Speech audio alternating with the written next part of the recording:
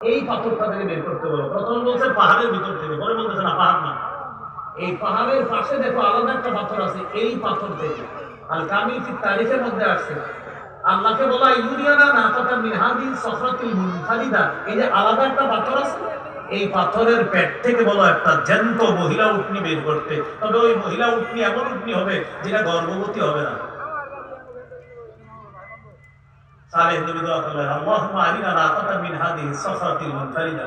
আল্লাহ আমাদেরকে এই পাথরের পেট থেকে একটা জ্যান্ত মহিলা উটনি বের করে দেখায়।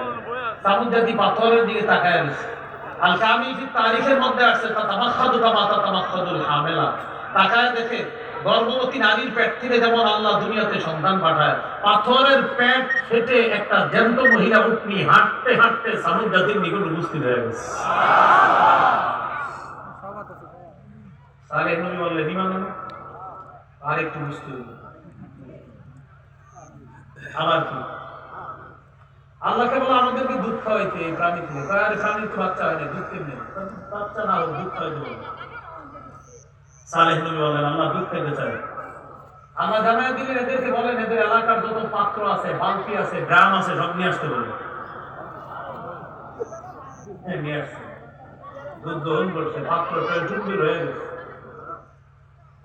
সালেহ নবী বললেন ইমান আনো, বিশ্বাস করো, তার কিছুদিন দেখতে হবে। আল্লাহ তাআলা জানায় দিলেন সালেহ এরা শুধু শুধু আপনার সাথে এমন করে, এরা বিশ্বাস করবে না। তবে আপনি এদেরকে একটা নিয়ম নীতি বলে দেবেন, লাহা শিরবুন ওয়ালাকুম শিরবু ইয়াউমিন মা'লুম। আমি আল্লাহ যে উটনিটা দুনিয়াতে পাঠাইছে, এই উটনি একদিন পানি পান করবে, তাদের পশুগুলো একদিন পানি পান করবে। তাদের পশুগুলা যখন পানি পান করবে সেদিন আপনার এই উটনি পানি পান করবে না, আপনার উটনি যেদিন পানি পান করবে সেদিন তাদের পশু পানি পান করবে না। এই একটা নিয়ম বলে দেন। আর একটা নিয়ম বলে দেন, হাদিহি নাকাতুল্লাহি লাকুম আয়া ফাযারুহা তাকুল ফি আরদিল্লাহ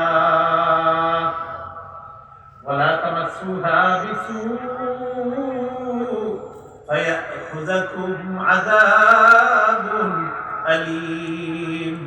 আপনি বলেন এটা আল্লাহর পক্ষ থেকে একটা নিদর্শন, এটা আল্লাহর উটনি, এটা তোমাদের জন্য নিদর্শন। জারুহা ফি আরদিল্লাহ, আল্লাহর জমিন এটাকে ছেড়ে দাও।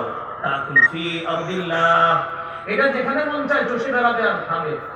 ওয়ালা তামাসসুহা বিসু, এটার গায়ে খারাপ ভাবে তোমরা স্পর্শ করবে না, এটার শরীরে তোমরা খারাপ ভাবে স্পর্শ করবে না, তাহলে তোমাদের সবার উপরে আযাব আসবে।